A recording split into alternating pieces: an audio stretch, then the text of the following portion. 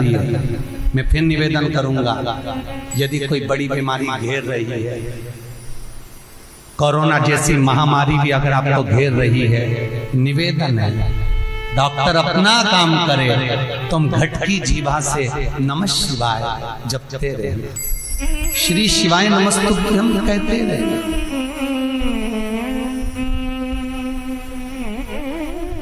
कहते रहो,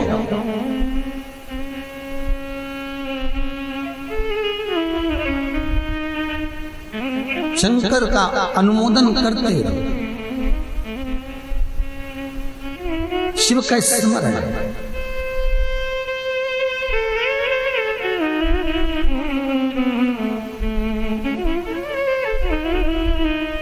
भगवान शंकर का भजन कीर्तन स्मरण नाम जाप करते रहो।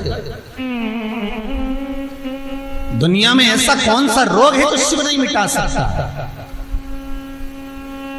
ऐसा कौन सा दुख है जो शिव नहीं काट सकता? उस पे भरोसा रखकर उसके सम्मुख में पहुंचो, भरोसा रखकर उसके सामने पहुंचो। शिव महापुराण की कथा कहती है, श्राद्ध पक्ष में पड़ने वाला प्रदोष का व्रत किसी भी दिन पड़े, चाहे सोम हो, मंगल हो, बुध हो, गुरु हो, शुक्र हो, शनि हो, कोई से भी दिन पड़े, जो प्रदोष काल के समय 3 कलश में दूध लेकर उसमें काली तिल डालकर, जौ डालकर और उसमें थोड़ा सा डाब डालकर, डाब मतलब कुसा डालकर पीपल, बड़ और बेलपत्री के पेड़ के नीचे चढ़ा देता है, उसके घर में कभी संपदा की कमी नहीं होती महाराज। लक्ष्मी कभी समाप्त नहीं हो सकती। दुकान, व्यापार, व्यवसाय, फैक्ट्री कुछ भी अगर खड्डे में भी जा रही है तो उबर जाती है। श्राद्ध पक्ष के प्रदोष का इतना महत्व होता है, पर प्रदोष काल में ही चढ़ेगा, शाम के समय प्रदोष काल पीपल के नीचे, बट वृक्ष के नीचे, बड़ के पेड़ के नीचे, बेलपत्री के नीचे घी का दिया लगाकर आप दूध समर्पित करो। स्टील के पात्र में थोड़ा सा दूध लेकर कटोरी में ले जाओ, अगर पात्र भर कर नहीं ले जा सकते तो कटोरी पर ले जाओ, समर्पित। शिव का सबसे प्रिय अगर कोई व्रत है तो प्रदोष का ही व्रत है। शंकर को राजी है वो व्रत, क्योंकि शिव और पार्वती का दोनों का मिलन का व्रत है, भगवान शंकर के मिलन का व्रत। भगवान मार्कंडे बाबा से कहा, भगवान शंकर ने, मार्कंडे जी आपने शिव आराधना करी है, आपने माता पार्वती का वर प्राप्त करा है, इसलिए आप चिरंजीवी भव हो गए महाराज, आपके प्राण नहीं चाहिए। मार्कंडू जी ने भगवान शंकर से हाथ जोड़कर निवेदन करा, जो दुनिया में कोई नहीं कर सकता वो आपने कर दिया। शंकर जी कहते हैं, ये मैंने नहीं करा, भोलेनाथ कहते हैं, ये तो इसके भजन का प्रताप है। पीपल के वृक्ष के नीचे पितरों की शांति है तो कितने चावल के दाने चढ़ते हैं? अगर कोई ब्राह्मण ने कह दिया तुम्हारे यहाँ पितृ दोष है, 1 रुपया कमाते हो, 1.25 रुपये खर्च होता है, तुम्हारे पास में पैसा टिकता नहीं, तुम्हारे यहाँ पितरों का दोष है, तो तुम 1 चावल का दाना अगर आप कहे कि पीपल के वृक्ष के नीचे दिया लगाओ, पीपल के वृक्ष के नीचे आप जल चढ़ाओ, या महादेव के मंदिर में 1 लोटा जल चढ़ाओ, तो हम कहते हैं ना कि प्रदोष के दिन बेलपत्री का वृक्ष, पीपल का वृक्ष, आंवले का वृक्ष, बड़ का वृक्ष या शंकर का शिवालय, फिर से सुन लेना, पीपल का वृक्ष, बेलपत्र का वृक्ष, आंवले का वृक्ष, बट का वृक्ष या फिर शंकर का, जम के बोलो, शिवालय। शिवालय का मतलब शंकर का मंदिर या शिव। प्रदोष के दिन अगर आपको लग रहा है कि हमारे यहाँ पितृदोष है, बहुत तकलीफ चल रही है, बहुत कोई ने कहा पितृदोष है, कोई कह रहा पितरों का, तुम्हारे यहाँ ये तकलीफ है, पितरों की ये तकलीफ है, पितरों की वो तकलीफ है, पितरों की ये तकलीफ है, बार बार अगर कोई कह रहा है तो फिर आपको उसमें स्मरण करना पड़ेगा कि हम चावल के कितने दाने भगवान शंकर को समर्पित कर दें कि भोलेनाथ हमारे पितरों को तृप्त कर दे। हम तृप्त नहीं करेंगे, हमारी सामर्थ्यता नहीं है कि हम पितरों को तृप्त कर सकें। आप में से कोई है जो पितरों को तृप्त कर सकता है? संसार में कोई नहीं जन्मा जो अपने पितरों को, अपने पूर्वजों को तृप्त कर दे।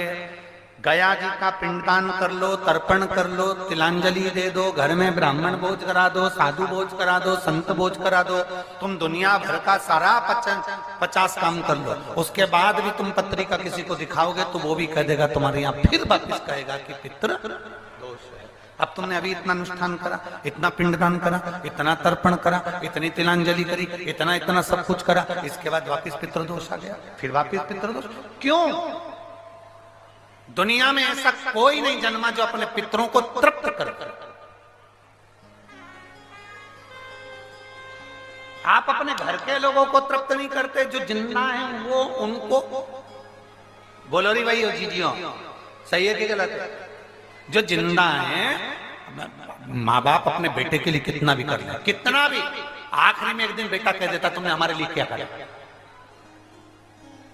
बहू के लिए कितना कर लो, आखिरी में बहू कह देगी वो तो जेठानी को ज्यादा करती है, देवरानी को ज्यादा करती है, हमको करती है, अपनी ननद को ज्यादा करती है, बेटी को ज्यादा करती है, बेटी को लगता है कि बहू को ज्यादा करती है, दामाद को लगता है बेटी को ज्यादा करती है, नाती पंती सबको कितना भी कर लो तुम, अपने अड़ोसी पड़ोसी तुम्हारे रिश्तेदारों को तुम कितना भी दे लो, कितना भी कर लो, पर जब ये तृप्त नहीं हुए तो वो बोलो तो कैसे हो जाएगा? अपनी सामर्थ्यता है, अपनी सामर्थ्यता है कि अपन तृप्त कर ले उनको। अपनी कोई सामर्थ्यता नहीं है कि अपन पितरों को तृप्त कर ले, या अपनी सामर्थ्यता के अंतर्गत नहीं, ये अपनी सामर्थ्यता नहीं है कि हम अपने पूर्वजों को, अपने पितरों को तृप्त कर। तृप्त कौन करेगा?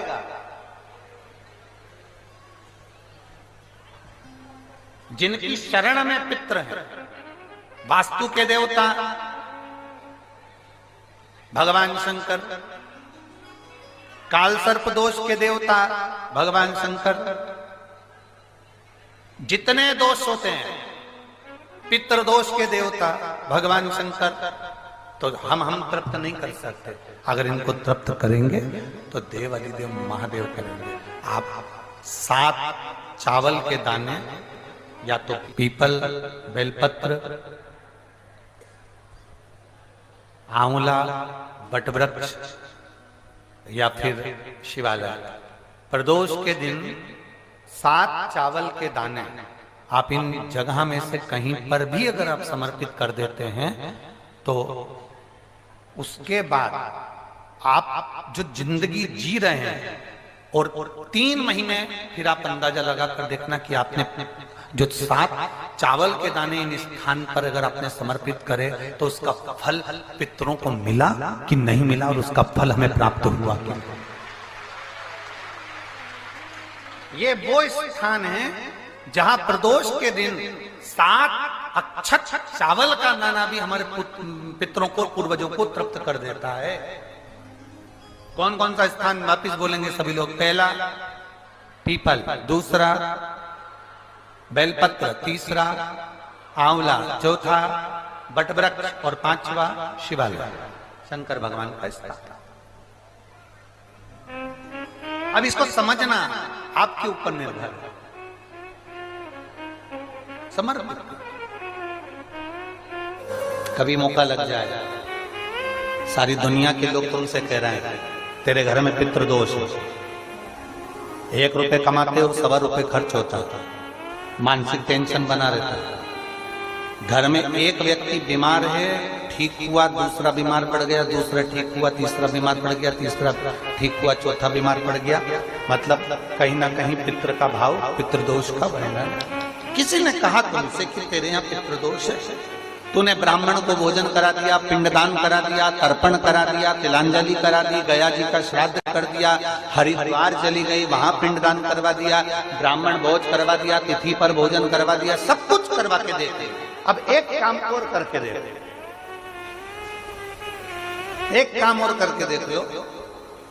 जब तुम घर में भगवान शंकर की आरती, तुम्हारे घर में शंकर जी का शिवलिंग है, भले काय का भी हो, छोटा सा, भले सियोर का कंकर शंकर हो, नर्मदा का कंकर हो, चाहे शंकर पारक के हो, पीतल के हो, स्टील के हो, लकड़ी के हो, जिसके भी हो, लोहे के हो, पाषाण के हो, जिसके भी हो, शंकर का शिवलिंग अगर हमारे घर में है और आप रोज प्रतिदिन भगवान की आरती करते हो प्रतिदिन, और आपको लग रहा है कि मेरे यहाँ तकलीफ चल रही है, ये ठीक ही नहीं हो रही, लगभग 1.5 महीना आप कम से कम 45 दिन, 1.5 महीने के करीब में ऐसा प्रयास करना कि भगवान की आरती, शंकर भगवान के शिवलिंग की आरती करने के बाद उस दिए को भगवान के सामने मत रखो, उस दिए को उठाकर जहां तुम पानी का मटका रखते हो, हंडा रखते हो, जिससे तुम पानी पीते हो, तुम्हारे रसोई घर में जो पानी का मटका, हंडा, बाल्टी, आरओ का पानी जिस मटके में गिरता है, हंडे में गिरता है, जिसको हमारे यहाँ पितरों का स्थान कहते हैं,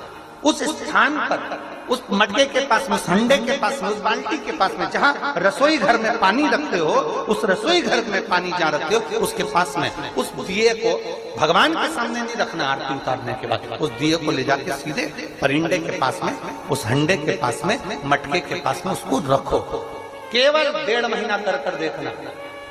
1.5 महीने के बाद तुम्हें मालूम पड़ेगा कि हम वापिस उन्नति की सीढ़ी पर चलना प्रारंभ करती है, हमें फल मिलना चाहिए। अब तुम्हें ना कहीं जाना है, ना कहीं आना है, ना कोई खर्चा है। खर्चा है क्या? ईमानदारी से बोलो, कोई तुम्हारा लाखों का रुपया लग गया क्या? रोज आरती करते हो रोज आरती। बस आरती का नियम बना लो कि हमको पितृदोष किसी ने बोला है, हमारे घर में अशांति है, पितृदोष है, कोई कह रहा है कि तुम्हारे घर में पितृदोष है। हमने सब कुछ करके देख लिया, अब हमें ये करना है कि महादेव की आरती जब होती है तो उसकी ज्योत का दर्शन करने पर 1000 कपिला गाय के दान का पुण्य मिलता है। तो ये पुण्य हम हमारे पितरों को देते हैं, जिससे उनकी मुक्ति हो जाए और हमें आशीर्वाद प्राप्त। उस दिए को नीचे नहीं रखना, आरती उतारने के बाद आरती पूरी हो जाए तब उस दिए को ले जाकर, जब आप ले जाकर उसको रखें तब उस स्थान पर रखें जहां पितरों का स्थान, जहां पितरों का स्थान।